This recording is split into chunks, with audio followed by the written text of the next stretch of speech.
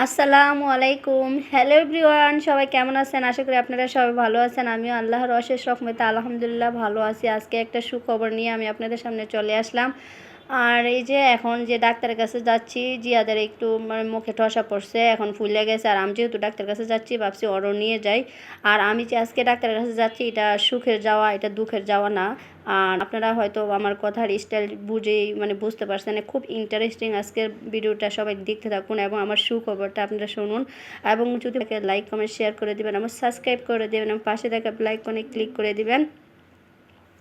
আসলে প্রত্যেক মেয়েদের জন্য এই মুহূর্তটা খুবই একটা মানে আনন্দদায়ক। আর যেহেতু আমার একটা সন্তান আছে, তাও আমার খুবই মানে এক্সাইটেড, কারণ অনেক দিন যাবৎ অপেক্ষা করতেছিলাম। আর আমার 2024 সালে মিসক্রেট হয়ে গেছিলো। আর এতদিন আমি অপেক্ষা করছি, ফাইনালি আপনাদের বলেই দিলাম আমি মা হতে যাচ্ছি।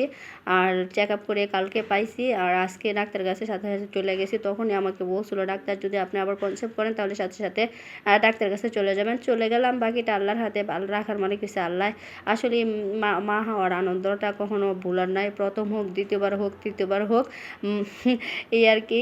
তারপর জিহাদ তো বারবার বলতেছে আম্মু আর এই মানে আমার কি বোন আসবে না ভাই আসবে। আমি যে ওর আব্বুকে বলছি, হয় তখন শুনছে, এই জন্য বলতেছে।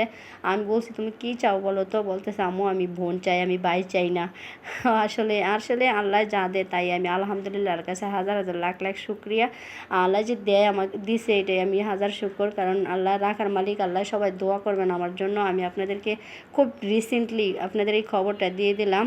আর এই যে হসপিটাল থেকে আইসা আমি আমার বাবার বাসায় গেছি। এটাই আমার, সবাই চিনেন মনে হয়, আর অনেক ভিডিওতে ওরা দেখছেন। এটাই আমার ভাগ্নির মেয়ে। ভাগ্নি গলার প্রবলেম, ও ডাক্তারের কাছে গেছে, তো ওর বাবুকে দিয়ে আমার আরেকটা ভাগ্নির কাছে।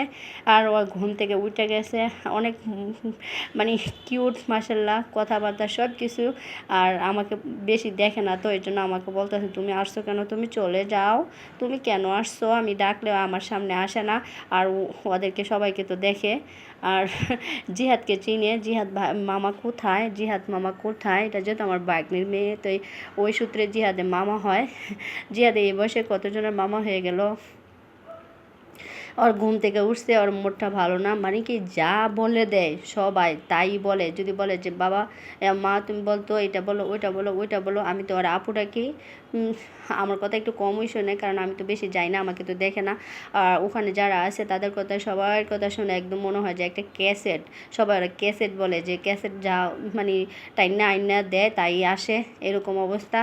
আর আমার সুখবরটা শুনে আপনারা আশা করি সবাই একটু বেশি বেশি ভালোবাসা দিবেন, লাইক কমেন্ট শেয়ার করবেন। আর সব সময় আমার সব কিছুর আপডেট আমি আপনাদের সাথে শেয়ার করার চেষ্টা করব যদি সুস্থ থাকি।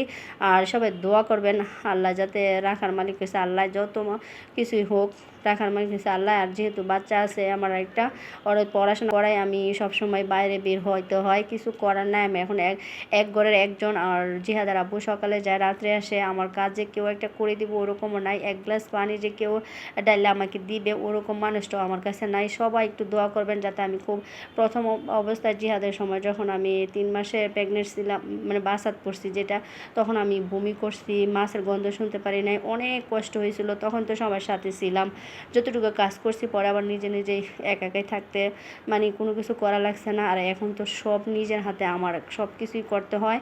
তখন মানে একটু শুধু রান্নার কাজটা আমি করতাম, সব আর এত কিছু করা লাগতো না, ভাগ করা কাজ ছিল 5 জনের সাথে।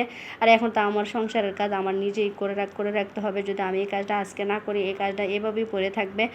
আর সবাই দোয়া করবেন এর জন্য, যাতে কাজকর্ম করে সংসার সামলাই আল্লাহ আমাকে সুন্দরভাবে এই বা মানে এই সময়টা আমি পার করতে পারি। আসলে খুব এই সময়টা যদি এতটাই কষ্টের হয়, তাও একটা সুখের কষ্ট, এটা দুঃখের কষ্ট না। আর সব যারা মেয়ে তারা বুঝবেন যে এই কষ্টটা সবার কাছে সুখের, দুঃখের না। আর এ পর্যন্ত যাতে যাইতে পারি, সব কিছুর আপডেট আমি আপনাদের সাথে দিব। আর নতুন কিছু ভিডিও নিয়ে চলে আসবো আপনাদের সামনে, নেক্সট কোনো ভিডিও নিয়ে। এ পর্যন্ত আপনারা সবাই ভালো থাকবেন, আমিও ভালো থাকতে পারি, যাতে ওই দোয়াই করবেন আপনাদের আপুর জন্য। আর একটু লাইক দিয়ে যাবেন প্লিজ। আপনাদের সহযোগিতা যদি একটু সাপোর্ট করেন, তাহলে আমার নতুন নতুন ভিডিও করতে উৎসাহ জাগবে। যত ব্যস্ততায় থাকি, যত অসুস্থই থাকি, আর আরেকটা ভিডিও বানানোর আমার উৎসাহ জাগবে না। আমাকে সবাই ভালোবাসা দিচ্ছে, আমি আরেকটা ভিডিও মেক করি, এই আর কি। আর এখানে আমি বেশি কিছু বলতে চাই না, এই পর্যন্তই। আল্লাহ হাফেজ।